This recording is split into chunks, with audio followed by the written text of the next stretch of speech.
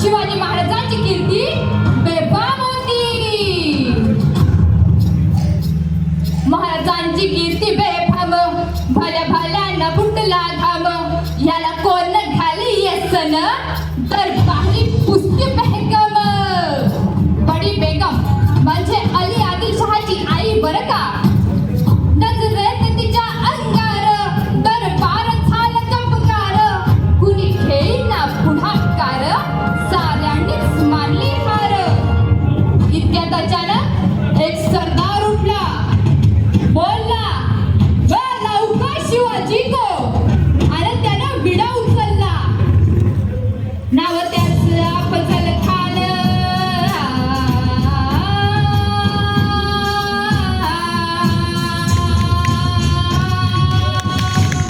नाव त्याचं अफजल खान.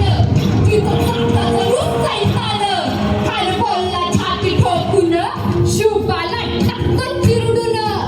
मरहबा सुभानअल्लाह सुभानअल्लाह. कौतिक झालं दरबाराचं. खान निघाला मोठ्या दुर्बीनं. त्याचं घोटं दळलं पायदळ, फौज फाटलंही पक्कळ. अंगी 10 हत्तीचं बळ, पाहणारा कापेल चळचळ. वाटेत भेटेल त्याला ठेची चिरडी, खानाची सेना निघाली. गावं लुटली, देवळं उद्ध्वस्त केली. आया बहिणीची अब्रू लुटली. कोण कोण रोखणार हे वादळ. आता शिवबाचं काही खरं नाही. इकडे निजाम, तिकडे मोगल, पलीकडे इंग्रज. जो तो हेच बोलू लागला. राजाची सेना मुठभर, खानाला कसा थोपणार. काय लढवावा हुंडणार, चिंतेत पंत सरदार. पण आईची जाऊ काय म्हणाल्या.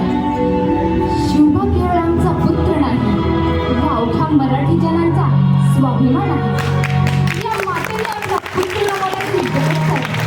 पण बाळपणे पडून जाऊन या मराठी मुलगाचा स्वाभिमान गमावता कामा नये. अशा वाघिणीचा तो छावा.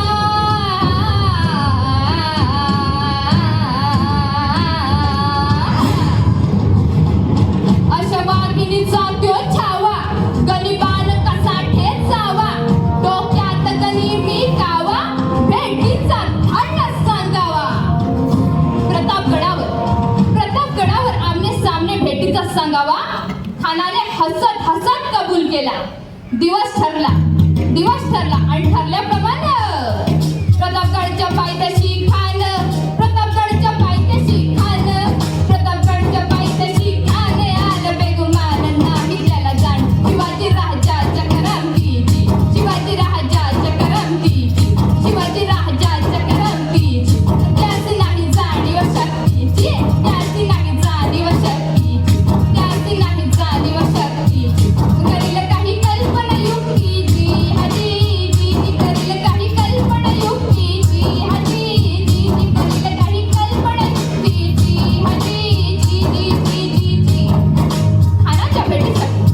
खानाच्या भेटीसाठी महाराजांनी एक सुंदर शामियाना उभारला होता. भेटीसाठी छान उभारीला नक्षीदार शामियान्याला. भेटीसाठी छान उभारीला नक्षीदार शामियान्याला.